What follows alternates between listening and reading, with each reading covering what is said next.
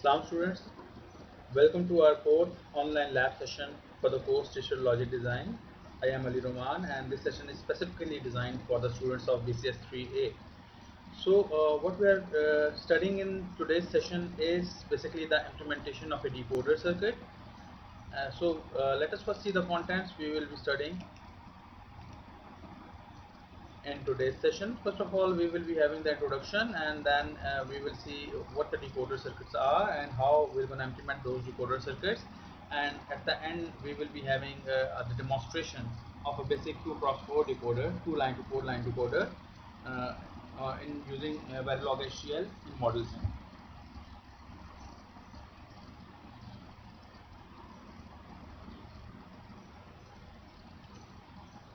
As far as the readings and acknowledgements are concerned, we are at chapter number 3 and chapter number 4 of the book Digital Design with Introduction to Verilog HCL. So what the decoder is basically, the decoder circuit is a circuit that accepts a coded information at its input and represent it into all the possible combinations of code and map it to a specific output line. So the decoder, this as far as the specifications of the decoder are concerned, decoders are always represented as n to m, where n are the number of inputs.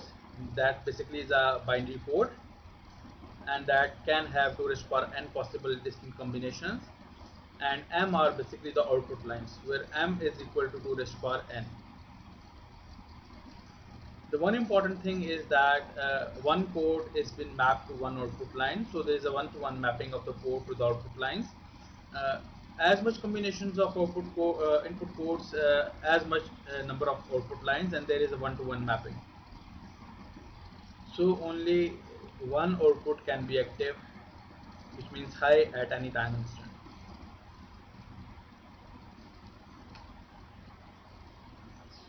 So how we're going to implement that? This basically is a truth table for the 3 to 8 line decoder, where we've got the inputs X, Y, and Z. These are the 3-bit inputs, and output lines are D0, D1, D2, 3 until D7. So the configuration of this decoder is that we've got 3 input lines, 1, 2, 3, which labeled as X,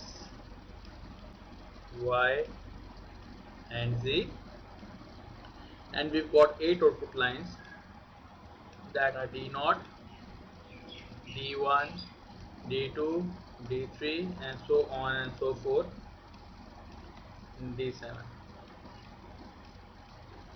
D0,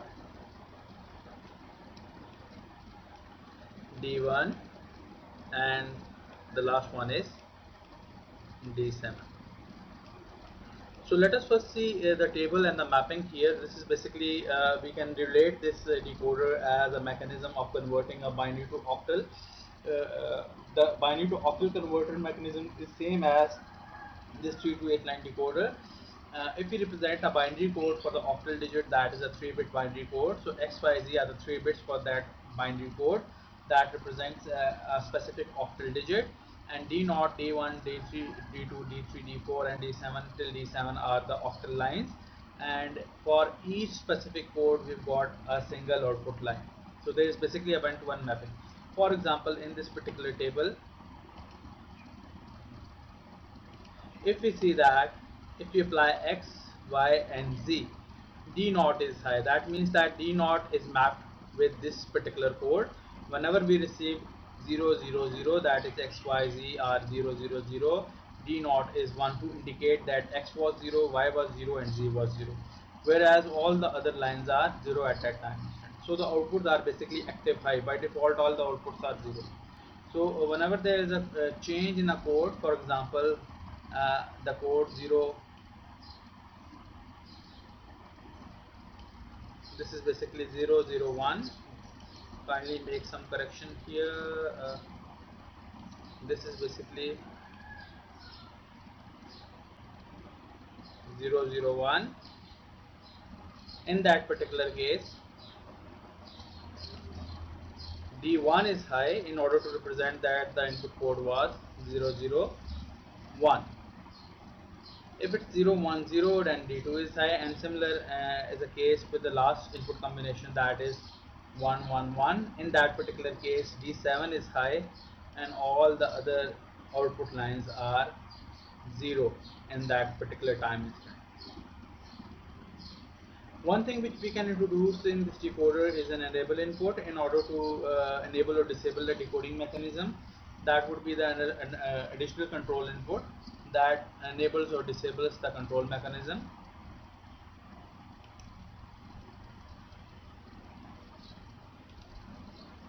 So as far as the implementation is concerned, this is basically the implementation diagram of a 3 to 8 line decoder, in which each output represents one minterm here, and since we have got 8 minterms here, we are using 8 AND gates or 8 product terms here, and each product term represents a specific coding sequence. For example, D0 is X complement Y complement and Z, that is 000, and D7 is X Y and Z, that is 1 1 and 1. So in today's lab session, what you will be doing is that you will be implementing this decoder using Verilog HDL and verified functionality basically.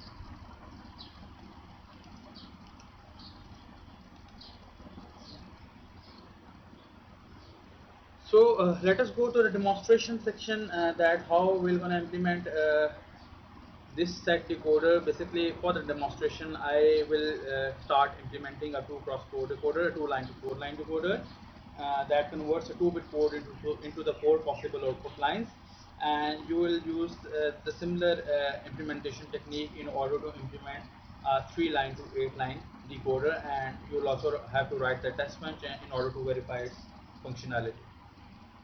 So let us start with our tool.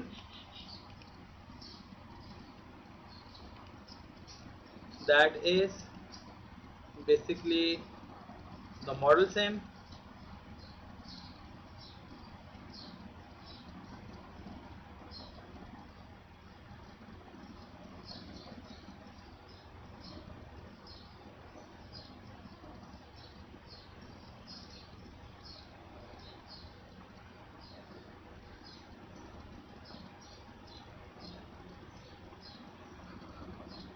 So the first step is to create a project here. So I'm going to create a new project for today's demo. So we'll go to the new option in the file menu, and we'll select project here. Definitely this will close the current project. Definitely we will be closing the current project. The project name, that is our lab 4.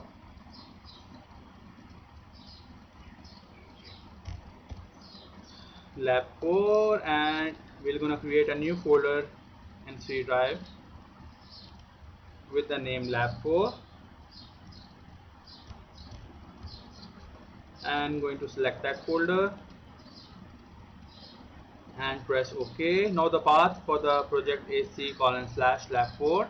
The default library name is work, and we're going to copy the settings from this particular path, and we're going to press OK here. Now we're going to create new files, one for the module, one for the design, and one for the test bench. So our design file is decoder, and the file type is Verilog,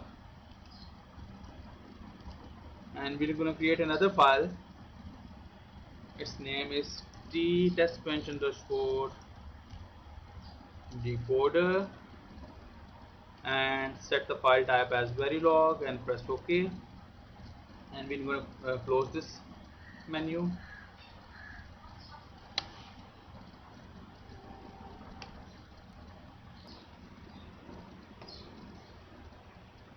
So let us start the description of our decoder file. So basically what we are implementing here is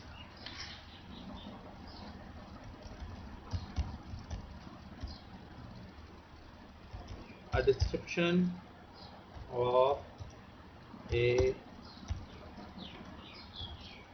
2-line to 4-line decoder, or we can say that 2 to 4-line decoder to 4-line decoder. So let us first describe the module with the keyword module. Module name is decoder, and the inputs are A and B, and outputs are basically here I am specifying the port list. The next step is I'm going to specify what are the input ports and what are the output ports. D0, D1, D2 and D3.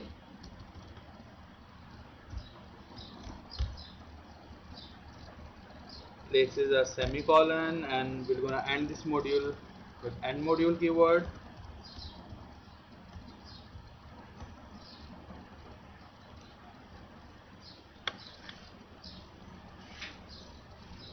The next step is to specify the inputs and outputs. So inputs are A and B, and outputs are D0, D1, D2 and D3. Now let us describe the description here.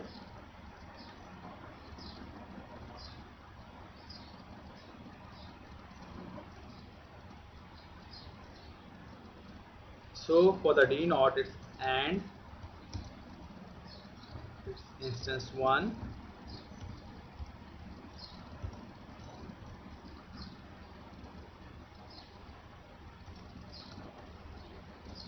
D0, and for D0 we have to generate A prime, B prime. So I'm going to define two wires here. Wire W1 comma W2. So first of all let me generate A prime and B prime, that is with the not primitive, not its first instance, W1 comma A, and not, basically you can copy paste the above line and have modification, not instance 2, that is W2 comma B. Here in order to track the complements, I can also rename those wires as A0 and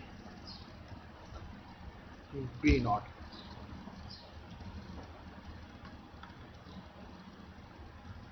So here I can use A0, and here I can use, in order to properly identify those which wires are containing complement of which input, B0. So for D0 we will be having the product term of A0 comma B0,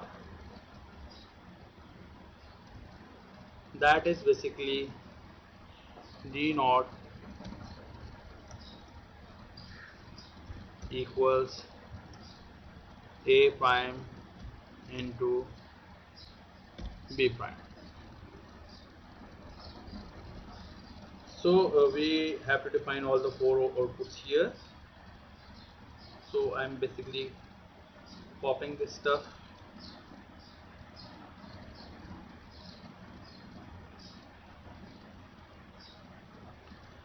So for the D1 D2 and D3. The instance names are 1, 2, 3 and 4, and the combinations are A naught into B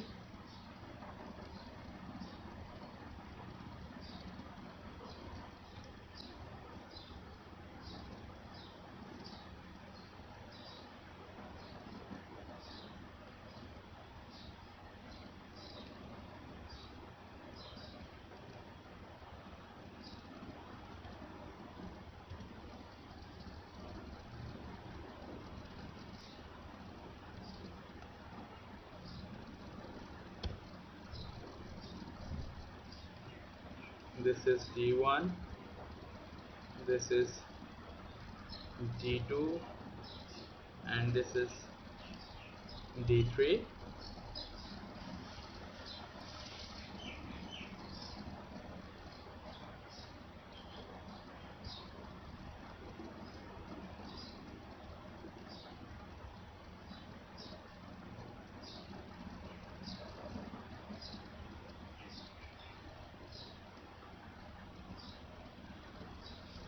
Here the description is complete.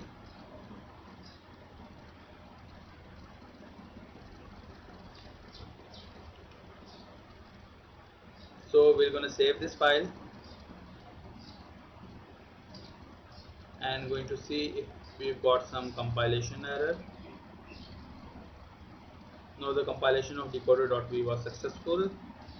Now let us move to the test bench. We'll start with module.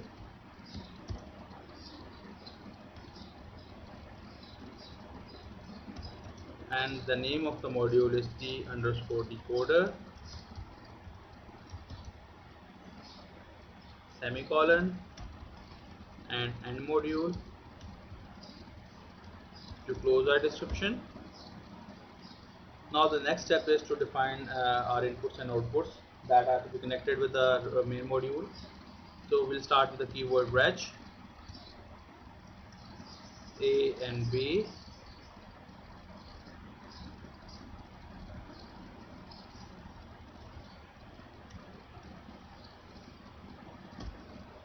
and wire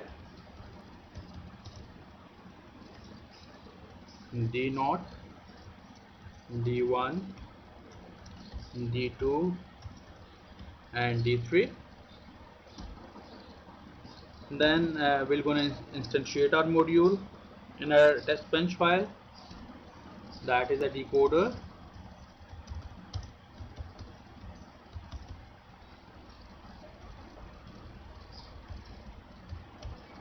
Its first instance,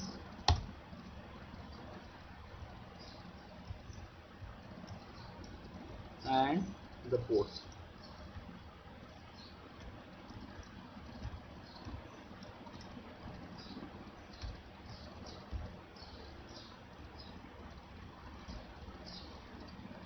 Now to provide the input combinations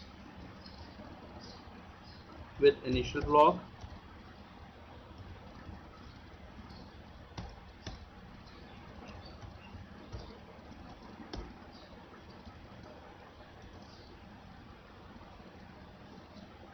so let us first test the combination, that is A equals 1 tick B0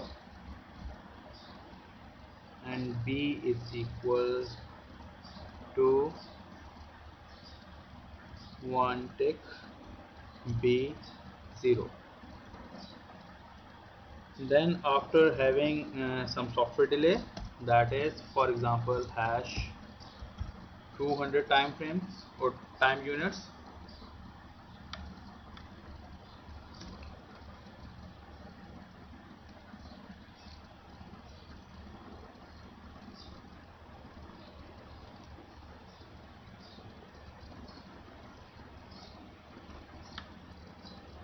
I'm going to switch it to this.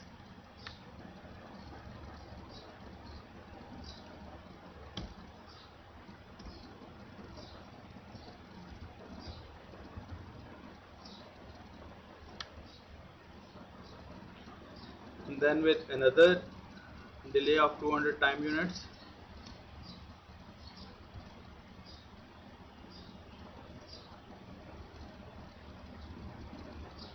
I'm going to change it to this combination, and the last combination is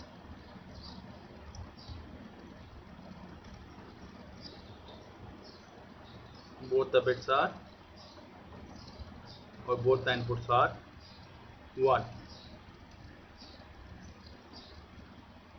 So all the combinations are done. We're going to save this file. Let's compile it. So our compilations are successful. Now let's simulate the design. We'll go to the simulate menu. We'll start our simulation.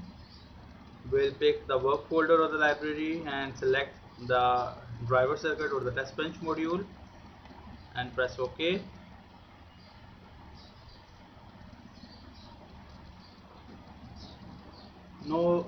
Now let us add all the variables or all the inputs and outputs or all the signals to the waveform.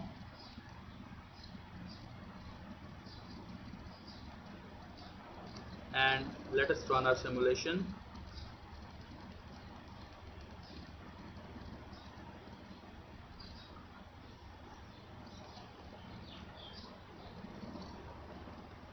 And here in our simulation we can clearly see that only one output combination is high for the specific port. For example, we have applied 0 0 in this time frame before 200 nanoseconds.